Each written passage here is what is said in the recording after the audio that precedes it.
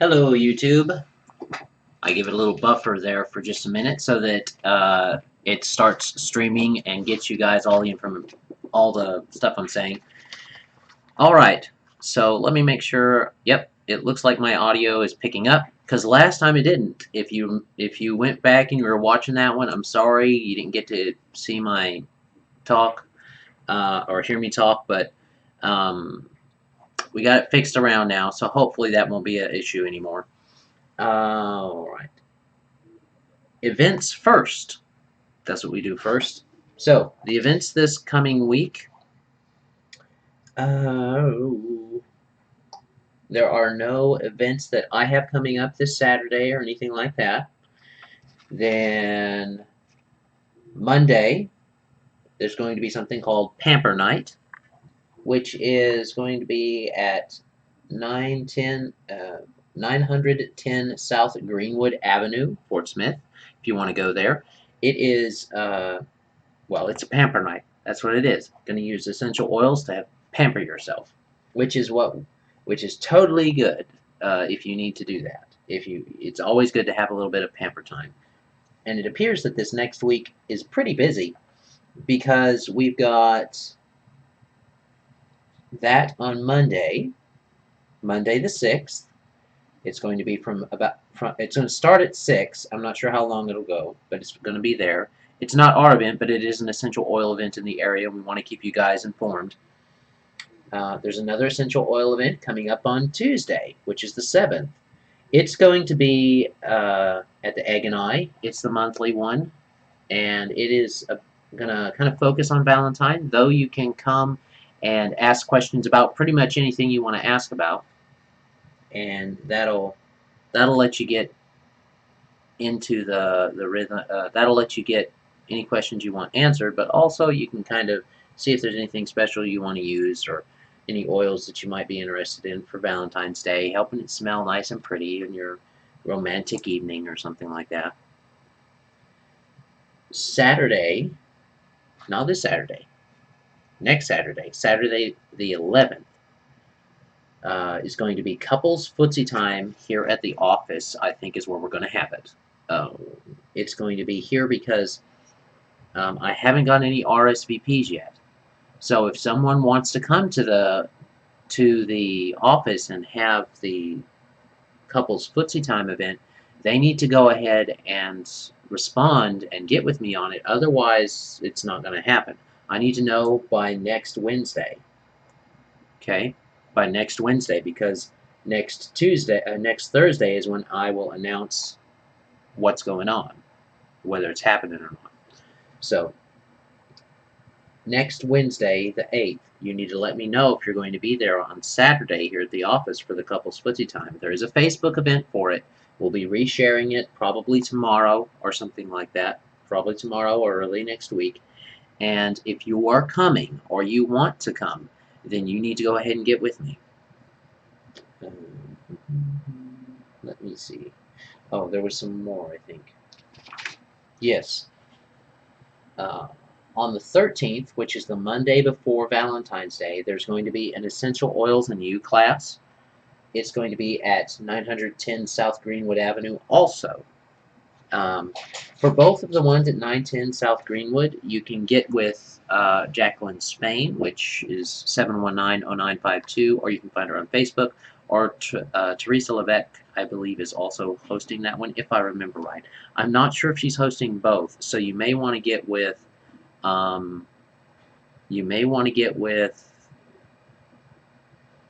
Jacqueline to make sure who the official host is.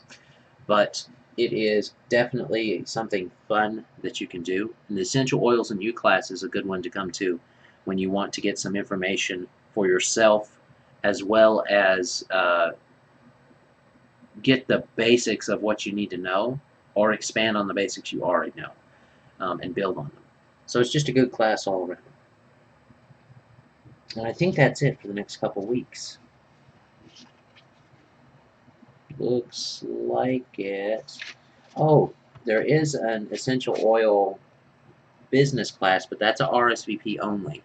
So you need to get with Jacqueline on that one too. It's going to be on the 25th. I'll be there talking briefly with people about the goals. It'll take some of the information from the goal workshop that we did at the library and promote that. Well, not promote it, use it to help you better yourself and better understand what you're wanting. Okay, I think that pretty well covers this month. So let's get to what we're supposed to be going over today, which is a neat little paper. Well, I say neat. It's the neatest little paper ever read. That's their slogan. It is Tidbits. This one is specifically of western Arkansas and eastern Oklahoma. They've got a, they share different little tidbits and information about different things. And this issue was over sleep. So I thought, well, this would be a good way to both promote a locally owned business as well as give you guys some information that still pertains to health. So we're not going to go through all of the article. The main article is Sleep, and it's by Janet Spencer.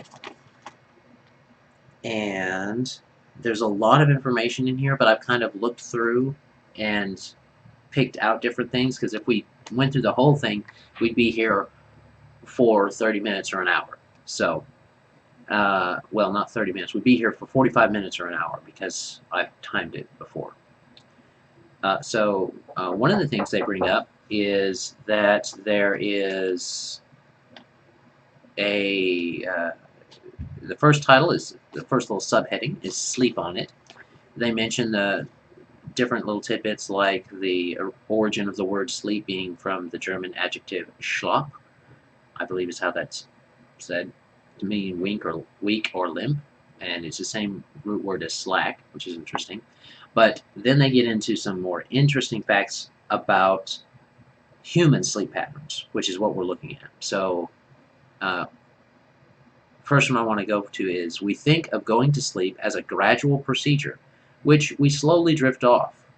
However, going to sleep is actually an instant process. 1 second the organism is aware, the next second it is not.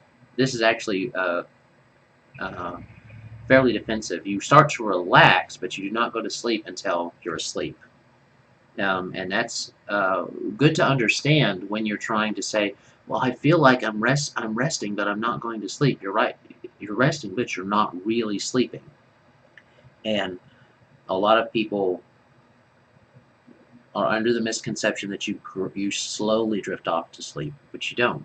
If you ever try to think about when you go to sleep and you try to remember when you go to sleep, your memory just goes up to a point and then you just can't remember anything.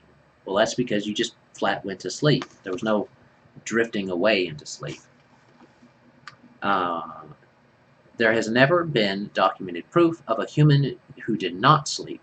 The record for the least amount of sleep needed on a regular basis, and that's important, on a regular basis, is held by 2 Australians who required less than 3 hours of sleep per night.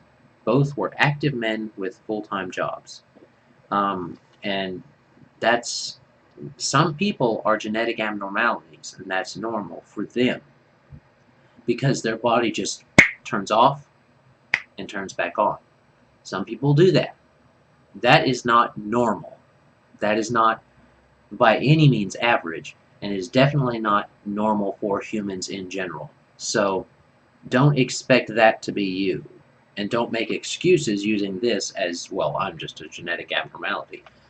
If you're having trouble sleeping, you're probably not a genetic abnormality. You're probably just not sleeping. The average adult needs to sleep 7 to 9 hours per night. Napoleon Bonaparte needed only 4 to 6 hours of sleep a night, as did Thomas Edison and Winston Churchill.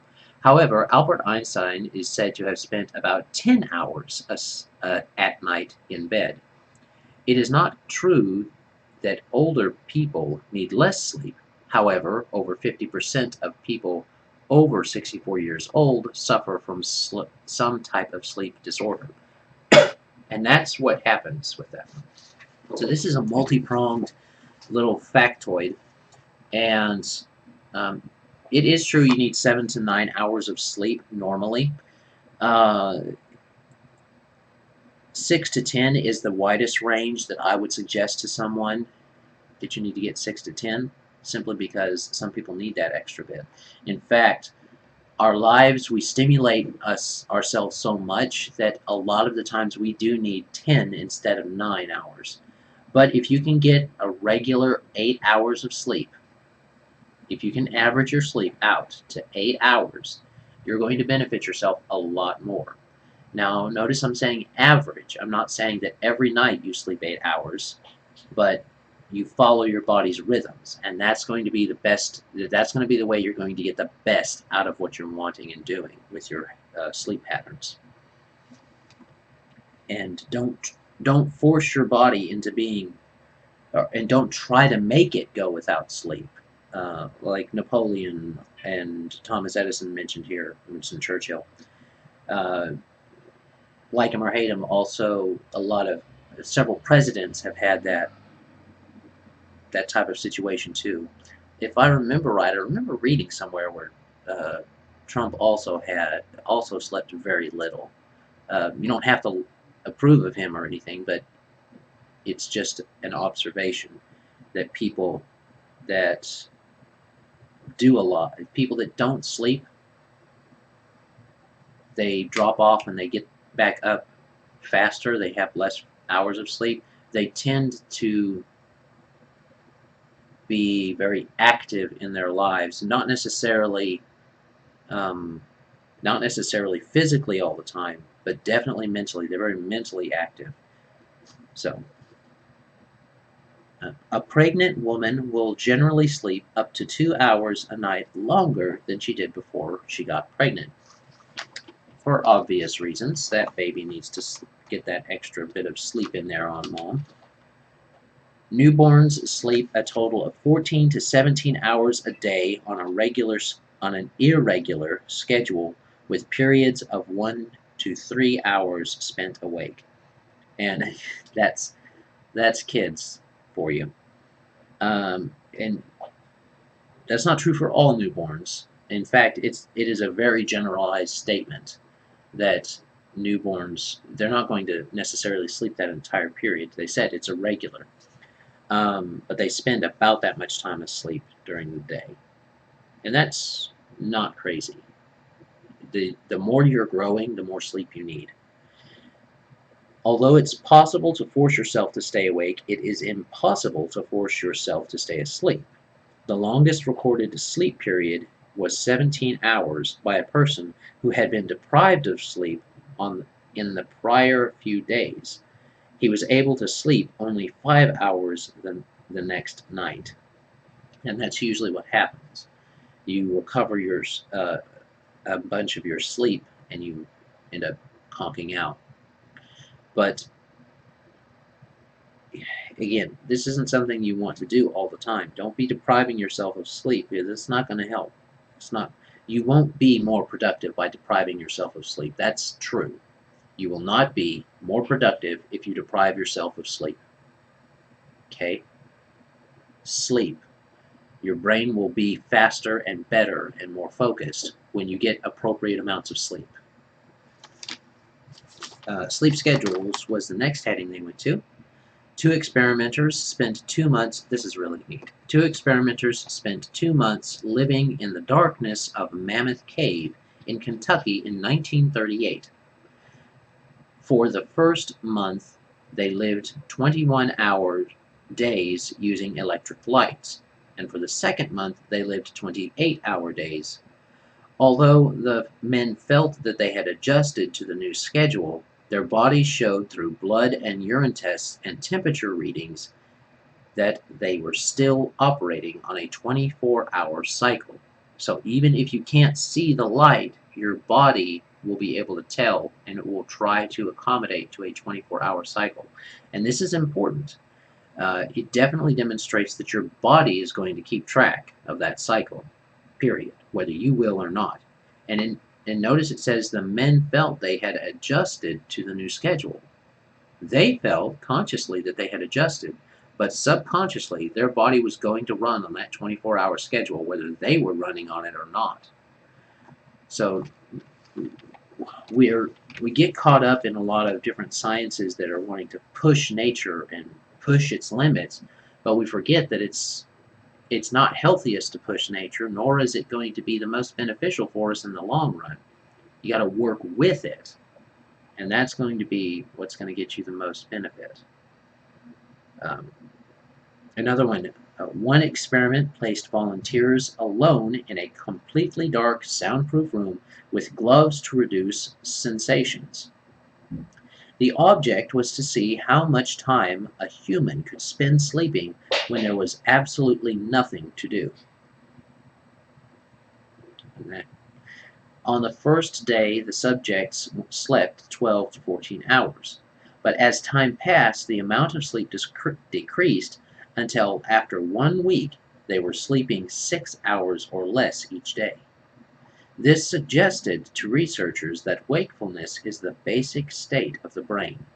That's important. Wakefulness suggested that wakefulness is the kind of default setting for your brain. That's how your brain wants to be, is awake. If you get tired and your body's not sleeping properly, and we're not just talking about the amount of hours you spend in bed, we're talking about how well it's using its sleep. Also, like we talked about, those people that are sleeping a little bit, they're only sleeping a little bit, what's happening is their brain is going directly into the sleep pattern it needs to go to process all the junk that went on, and then it gets done and they get back up. They need very little because their body just gets done what it needs done and comes back out of sleep. You have to have that REM sleep, those different waves in your sleep pattern go on so that your body can assimilate the knowledge that you're getting. That's why when they were 12 hours and 14 hours of sleep, their body was assimilating everything it needed because it wasn't getting outside stimulation. But then they didn't need that much afterward because they weren't getting outside stimulation. And so they didn't get tired. Moving on to the next heading. It's a fact, it says. Sleep is a universal characteristic of complex living organisms and has been observed in insects, mollusks, fish, amphibians, birds, and mammals. Interesting. Another interesting one is humans sleep on average around 3 hours less than other primates like chimps, rhesus monkeys, squirrel monkeys, and baboons, all of which sleep for 10 hours. Now, arguably, humans should be sleeping around that same period too, but that's going to depend a lot on your activity level and how much information your brain is assimilating and how efficiently it's doing both of those things. Okay, that's the last one I wanted to put on to this side. Here we go. We skip down. They talk a lot about the animals and their sleep patterns. They talk about, do plants sleep? There's some evidence that they have some sort of primitive form of sleep. But we're going to the next heading, which is 40 winks. It says, in sleep-deprived people, it was most difficult for them to stay awake between the hours of 3 a.m. and 5 a.m. This is because the body reaches its rhythmic low at that time. An opposing low occurs around 12 hours later in the afternoon after lunch. This is something that understanding the cycles can be good. Understanding the cycles of it can be good. And you can accommodate, especially if you have any kind of control over your schedule, you can accommodate it to kind of work with these different lows. These lows are going to occur, these ebbs and flows are going to occur regardless of whether you work night shift or day shift. Now, it's going to really throw a kink in things if your body's trying to process a daytime activity during the night, but that's a totally different factoid. That's not in this right now. Let me see. Many countries realize the natural need of the human body to nap in the afternoon. About 42% of people in Greece take a siesta at least 3 times a week, lasting an average of 1 hour. And in China, factory workers and office personnel alike regularly take a nap after lunch. Article 49 of the Chinese Constitution maintains that the working population has a right to rest, end quote. Many Japanese companies provide employees with quiet, darkened relaxation rooms. This is a trend that's getting more traction here in America, which is good and bad in certain ways. Because it's good that they're recognizing the body needs to rest. It's not so good if you give your body a full hour of sleep. A full hour of sleep in the middle of the day can actually upset your sleeping patterns for that night. You either want to have, 30 minutes is a good resting time. If you can sleep for 30 minutes, or rest and sleep for 30 minutes and then get back up, that's a better resting time. Anything below that and you don't get into your REM, anything above that and you stay in your REM too long, and it doesn't usually have the same beneficial effects on the body and on the memory. Now, if you go up to an hour and over an hour, like I said, that's going to signal your body to make changes that aren't necessarily conducive to what you're wanting to accomplish with a normal 12-hour day, with a normal, not 12-hour day, but a normal day of what you want to have done during that day, how long you spend at the office, if you're in office work. So unless you are able to work on your own schedule, I don't actually suggest going full on napping especially if you're trying to go over 30 minutes. But that again is going to depend on how your schedule is. Daytime naps, it says, improve memory and cut the risk of heart disease, and they do, because your body gets to rest, you get to assimilate some of those nutrients that your body is needing, that your body's been getting through your food, as well as putting them where they need to go a bit more effectively. But also, you do want to remember that it's not necessarily going to be best if you overuse it. Trying to find the next spots I put on there. Sorry, no. Go. I thought there was a little bit more. But I must be missing it. So anyway, that is that little bit there. I really liked it. I like Tidbits quite a bit. I like those facts magazines and those little bits of information that you can take and use and assimilate. It's one of those things where my brain keeps a lot of those facts in there, and I can't just access them when I want to, but when something cues them up, they pop in. I found that several people are like that, so maybe you are too. So I don't ever forget stuff, it's just I can't always recall it when I choose to. It has to be queued up, which is somewhat frustrating. But that's not what we're talking about today. We are talking about the sleep, and in general, this was a good bit of information. They also have different sections in here for pets and garden and different facts from other things. Like this one also had some snoring facts, which I don't know, maybe we'll go over those sometime. But regardless, this is today's article, and hopefully you enjoyed it. Let me know if you did. If not, you can let me know too down in the comments below. And I think that's where we'll call it this time. So you can contact us at the information right here. And I encourage everyone. Oh, I did not announce that. I'm doing the 5 minutes next week, the 5-minute talk next week at CRN. So I've told them to bring their questions about health, so you may get some health questions and answers then. And hopefully that'll be something that everyone will get to enjoy. It's not going to be live broadcast. There's just no way for me to do that at this time with the way that their internet is currently situated. So, anyway, that's that. But we will hopefully see you, or you'll hopefully see us soon next week on that, as well as our normal events that we announced, and our events that we announced, and our normal Thursday State of the Association addresses. So you can continue to contact me through those spots there to give me any of your questions, comments, or observations. As always, you can like, comment, share, and subscribe the video. That's totally cool too. And we will see you next time. So, as always, have a great day. God bless and enjoy.